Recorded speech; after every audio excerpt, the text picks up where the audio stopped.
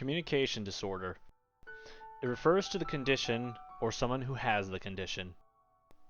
Bear in mind, just because someone isn't good at communicating doesn't mean they don't desperately want to. Such is the premise of Komi Can't Communicate, and what a show it is. This rom-com is exactly what I needed. The humor is hilarious, the character designs are adorable, and it is so sweet and wholesome, it might just give me diabetes. And at its core is a shy young woman who just wants to make friends, and a kind young man who wants to help her get there. So get ready everyone, it's review time! My name is General Dane, and this is my review of Komi Can't Communicate, Season 1, Hachime! Komi Can't Communicate, before becoming an anime smash hit, was a much-beloved manga series created by Tomohito Oda in 2016.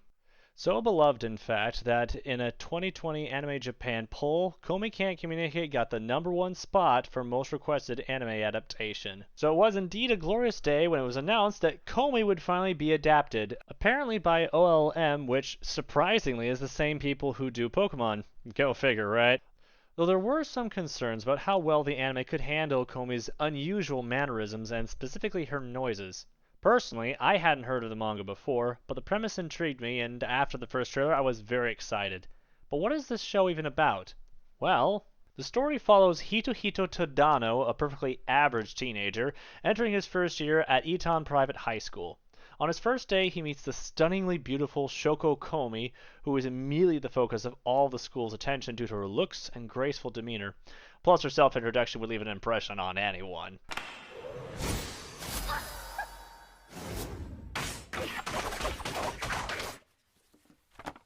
But the truth behind this beautiful, majestic goddess is actually quite unusual. She's quiet, not because she is choosing not to talk, it's that she can't.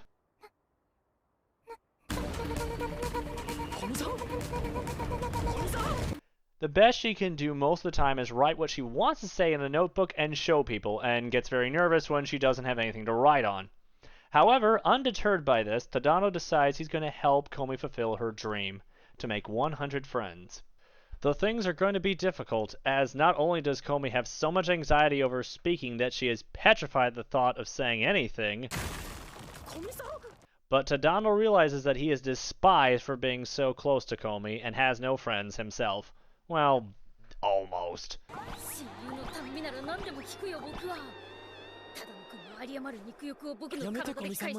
To make matters even more complicated, every single student we meet is a weirdo in some way. In fact, part of the joke of the series is that every student's name is a pun on what kind of person they are.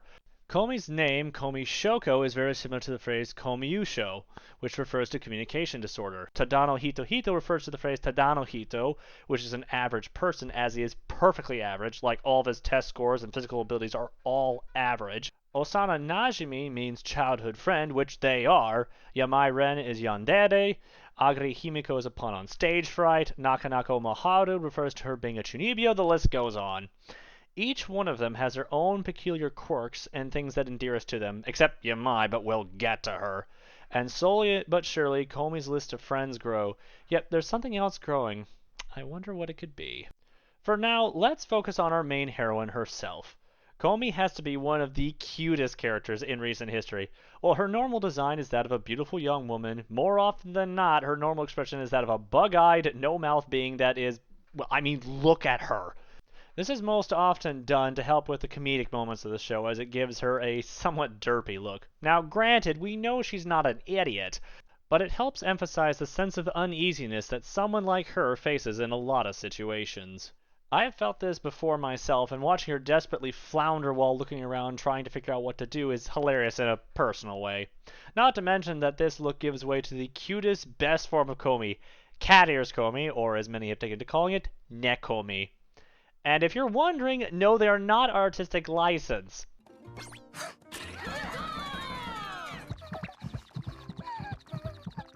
They join the Hall of Cute Hair fame, which the likes of Tenma, Rika, Himuro, Toka, Nyarko, and Kurihara.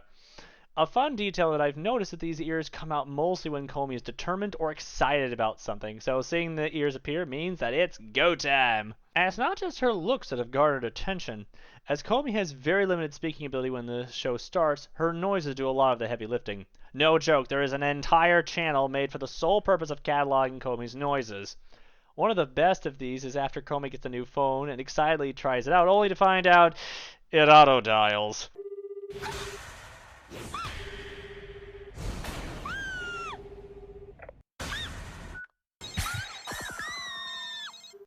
A fun fact is that the voice actress is Aoi Koga, the same voice actress as Kaguya from Kaguya-sama, another fantastic rom-com, which also is getting a new season this year. And while I can't quite hear Kaguya in Komi, she is quite flexible in all the fun squeaks and yips she makes. In fact, there's a great bait-and-switch moment in the first episode, as Komi explains that she wants to have lunch with others. It sounds like crying, only to discover... It reminds me of the Uzaki-chan bait-and-switch between episodes 11 and 12. 私、また取り返しのつかないことをしてしまって。実は私、夏休みの課題レポート、全然手をつけてないことが発覚したんす。朝に怒られるわ、弟にからかわれるわでもほんと大変。But another big reason that Komi is absolutely adorable is not just how she looks or sounds, it is how hard she tries. During the season, Komi regularly is put in situations where she is clearly out of her depth development-wise, but even with some floundering, she keeps going. Whether it be her trying to hand out tissues at a part-time job, trying to crack a series of word puns, or even going to the library by herself and being threatened by flying cicadas, Komi is always pushing herself. Every little step she is able to take is just that much more precious, since we've seen what she went through to get there. Every word she says out loud, every new friend she makes, all of them are precious. Of course, most of these take some toll on Komi, and it is not easy for her, but we are always rooting her on, and it is always wholesome to see her progress. And through her struggles, we get to see more of her personality. Though initially it is only her shyness and social anxiety that are present, we get to see other parts as well. Things like her excited nature over getting a phone, having a blast at the water slide, enjoying her time in the park by herself, even a hint of a mischievous streak when she's with her dad, where she acts as if things are going bad at school, only to pull it, just kidding, a few moments later. It seems she gets these personality traits from her mom, while having her dad's taciturn nature, though amplified into a full-blown disorder. She also seemed to be quite naive, whether it be with Nakanaka's explosion or Najimi's death statement. She takes both extremely seriously. She does, however, still suffer from typical teenage embarrassment of her parents, most evident in her interactions with her mom.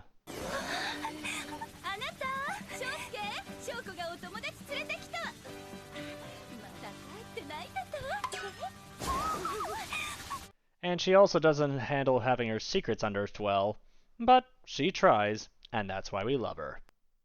But one other interesting facet of Komi's personality is her obliviousness to her own fame. You see, the majority of the school, even faculty included, worship Komi to the point they nominated her class god, though it's partially a ploy to save poor Komi from being the class president, which she would not have done well at, and during the school festival insists that she do nothing and sit on her throne. But every time the student body is in an uproar over Komi, including when she changes into her summer uniform, her first thought is, am I doing something weird? Why is everyone acting this way? She even thinks that people hate her for not talking, when the truth is the exact opposite, though still detrimental. This is compounded by the fact that people misinterpret her anxiousness for intensity. And more than once, her stumbling speech has caused a few misunderstandings. This is fascinating, as Komi is not a vain individual. Indeed, she is so anxious and worried that she is doing something wrong, she hasn't even considered that she is the most beloved person at the school, at least superficially. But getting to know her is a far better result, as her ever-growing list of friends find out. To understand how difficult getting 100 friends is for Komi, we need to look at her friends she makes along the way. Tadano is, well, average. Like, that's the only thing we can say about him. Next! Najimi is a very unique character in that they are, well... Najimi. There is consensus on the internet that Najimi's gender is Najimi, which creates a number of hilarious moments involving this very strange situation.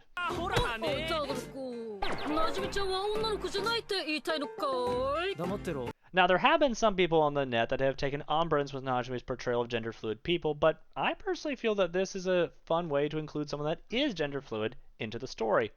Najume's character is literally the childhood friend, and since everyone's childhood friend is different, Najime embodies all of them. They have such a social way about them that enables them to interact with everyone, so it makes sense that by easily switching gears, so to speak, they can easily become friends with everyone. Well, almost.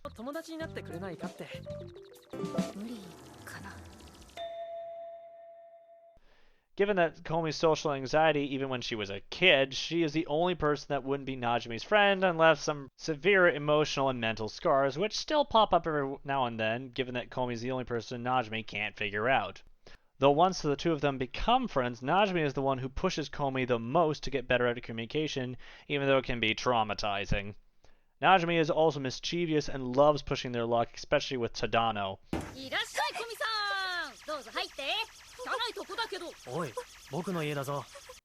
And is also a compulsive gambler.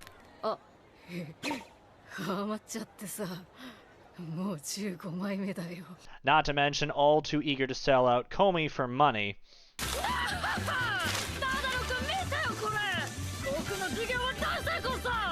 But because of this, Najume is a fun character to watch. Their energetic, over-the-top nature makes them a source of constant hijinks. Plus, even though they get on Tadano's nerves, they're always there for him and Komi.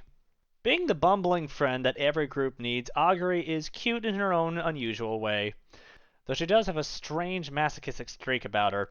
She doesn't even think she is worthy of being Komi's friend. She's willing to be Komi's dog, complete with a tail. Where is that even coming from? Though she does show an unexpectedly professional side when she takes Komi and the rest to a ramen shop, which apparently is another one of Komi's dreams. Oh, Komi, you have such simple, cute dreams. Where she busts out into full food critic mode. It also helps Komi as the ramen shop owner doesn't speak much either, and gives her somewhere new to be. She's a solid friend, if a little on the weird side. We have to talk about her. Yamai Ren is without doubt the worst character in the whole show, mostly due to how, under her bubbly exterior, she is boiling over with malice towards Tadano and has an unhealthy obsession with Komi. So much so that she kidnaps Tadano and threatens him for just being near Komi. She also seems to show up at moments where no one wants her to be.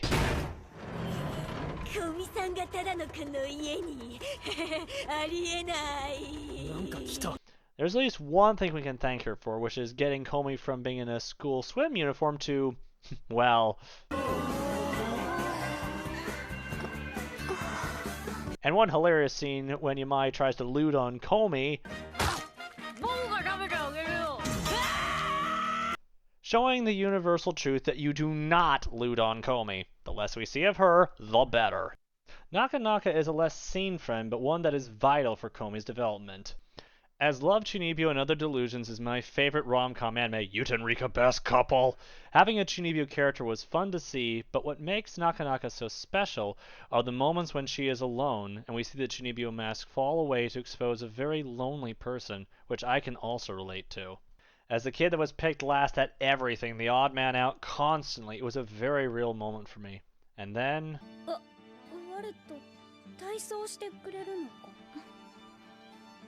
This moment was great, as this is the first time in the season that Komi had made a friend on her own, and I'm sure she saw how alone Naka was and decided to help her out. She also had a great moment later as a totally not Smash Bros game brought Tadano and Komi closer, though trying to explain gaming to Komi was no easy feat. Yadano is a hilarious addition, her name referencing her never-give-up attitude, with little more to say than she is Komi's eternal one-sided rival. Every time there is something that can be measured, she'll be there, but always falls behind, all the while Komi wondering what on earth is going on. Trust me, I'm right there with you, Komi. Onamine is a newer but easily one of the best of Komi's friends. Having a big sister vibe and standing up for Tadano is refreshing, especially in contrast to Yamai's viciousness. What makes her great is twofold. She brings out Komi's jealous side and new side to Komi, which in turn helps Komi be able to realize her own feelings for Tadano much better, and also quickly realizes how Komi feels and is more than willing to be her wing woman. And secondly, Onamine is also great because she introduces us to one of the most hilarious of Komi's new friends. Otori is an odd duck as she tends to wander off frequently. She's also laid back and honestly it's just so funny when she smiles and talks very slowly. There's also some unintentional comedy with her being so blithely unaware whilst holding a chainsaw. I'd love to see more of her for sure. Komi's friend list is nothing if not eccentric, and is partially what gives the show its charm. As the seasons go on, I'm sure we'll see more oddballs show up, which should be fun, so long as someone keeps Yamai in check. Now you might all be wondering, General, why did you skip over Tadano? There has to be more to him, right? Well, dear viewers, you are correct, but labeling him as a simple friend is not enough. You see, it all comes back to him. The first episode, along with showcasing some great comedy, also has one of the most beautiful moments in the first season. While Komi is confiding in Tadano via Blackboard, she gets to the point where she feels like she's burdened Tadano enough, and is about to leave when...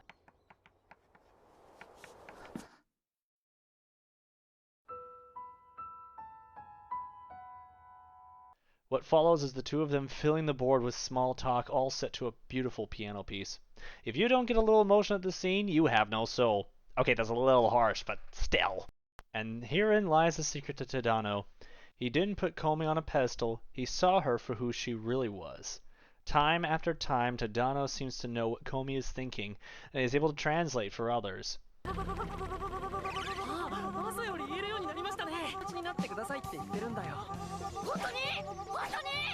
He also knows her taste in clothing, as his outfit is unanimously voted the best. After this, every time we see Komi go out, it is in that dress. In fact, Komi relies on Tadano so much she has a nightmare where he doesn't know what she's thinking, and it terrifies her. Najimi also experiences this terror when Tadano was kidnapped.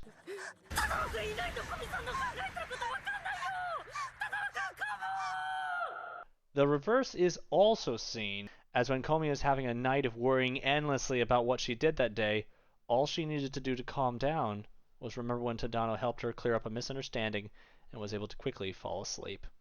What is most interesting is why Tadano is helping Komi and why he's so beloved. When asked by Najimi at the start of the show why he's helping Komi,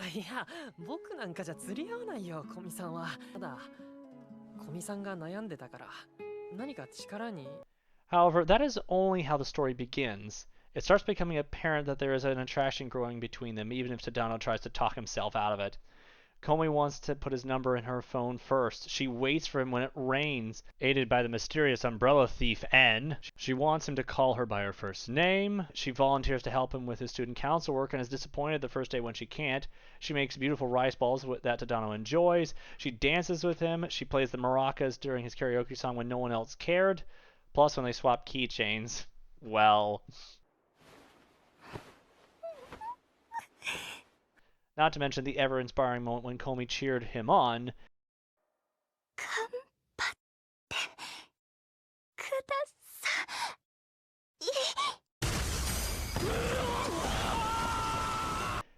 In fact, Komi has that effect on Tadano frequently.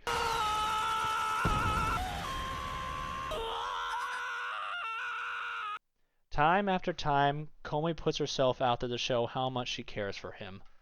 Tadano, however, is responsible for some of the most dramatic moments in her development. After he is kidnapped by Yamai and is subsequently rescued by Komi and Najimi, Komi is worried that what happened to him was her fault, and out of fear for his safety, she says it would be best if they weren't friends anymore.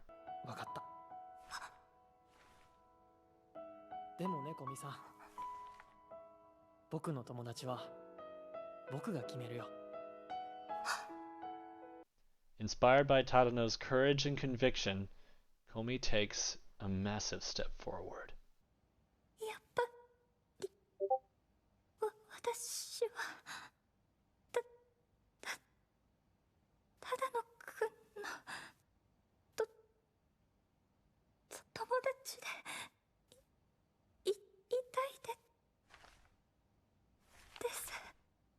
Watching these two together, how much they help each other, support each other, they have fun, they unlock fetishes in each other.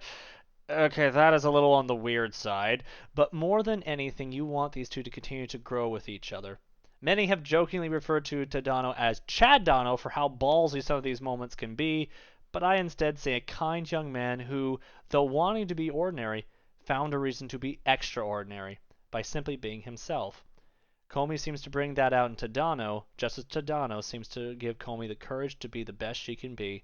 But one of the big reasons why Tadano is able to help Komi and why he has such empathy for her is that the two of them are actually very similar.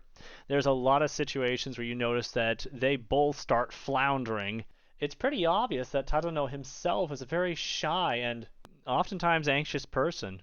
But it's that understanding and that perspective that allows him to be able to help Komi in a very personal way, and it just adds to the cuteness to their whole relationship. These two have such a cute love story that is only just getting started, and I can't wait to see more. Before we finish, I want to be able to do a section of the show I like to call Sub or Dub, where I go into whether it's worth watching the dub of the show or not. Now, for the dub of Komi Can't Communicate, for the most part with the main characters like Tadano, Komi, and Najimi, I think they actually did a good job, although I would wish that Najimi's voice acting was a little bit more enthusiastic and a little bit more energetic as the sub has it, but on the whole, it sounds really good. I can't speak in front of everyone anymore. Huh? Was I asleep? Mia. Oh no! I'm gonna miss our meeting at the gym next period! What are you talking about, Tadano? I'm a girl, silly! Of course I'm wearing a skirt to school! Although I will not lie, there's a couple things that really bug me. One of which is that for almost every single thing that's written in Japanese, including Komi's writing on her notebook, it's always spoken out loud, whether it be through the main characters themselves reading it as if they're reading from her notebook, or the narrator herself. She just got a phone and wanted to text him, A flip phone? Wow! but wrote it out on paper instead. No, I haven't. But now, there's actually a reason for me to have one. Since I'm making lots of friends thanks to you. And it's not just Komi's notebook, it is anything that is written in Japanese, whether it be things written on the blackboard or other signs. And it seems like this was done because the dub wasn't going to be able to translate what was on screen, and so they had to, just make do with saying it out loud. He waits patiently. Oop, wrong button. And she just deleted everything. Library. Lunchtime. Tadano couldn't get anyone else's attention either. Another big problem that I have to go over is that of all the voices they did, the one I just liked the most, which seemed to be the most out of line with the character, was Onamine's voice. Hers just comes off as kind of as weird and floaty, kind of deep, but it's got a quality to it which I can't quite pin down, but it just rubs me the wrong way. Especially since the original voice actress sounds great. It sounds like what you imagine an older sister to sound like, but with her, it kind of sounds like, I don't know, an older woman. It's a weird situation. Take a look what I mean. 忙しそうだね、只野くん。大丈夫？おねみねさんも何か頼み事ですか？違う違う、手伝いに来たんだよ。Busy with the committee. You doing all right? Oh, do you have a request for me too, Onemine? No, no request. I came by to help you out. ごめん、なんか壺に入っちゃって。小見さん、小見さん。昨日は只野くんに構っちゃってごめんね。二人のこと応援してるから。I'm sorry. What you wrote kind of hit me funny. Oh, hey, Komi, listen. I'm sorry I just went up to Tadano like that yesterday. I'm really rooting for you two, okay? When it comes to my final thoughts on the dub, it's one where I say stick with the sub. The dub works, but there's nothing really there that makes it worthwhile to watch, and you'll miss a couple of stuff and some of the subtleties of just having the text on screen when you can read it. So I say stick with the sub on this one. If I haven't made it clear enough, I love this show. It is both hilarious and wholesome with goofy characters, tender moments, and so much heart it makes me smile just thinking about it. This has already secured a spot in my top 5 rom-com animes, as I've seen over 50 and have ranked them. With Season 2 coming up in April, I will be doing a review of that season as well, and I am super excited. I hope that the anime gets renewed season after season until we at last see where these two are headed. Until then, go watch Komi Can't Communicate. You won't be sorry. But don't quote me on that.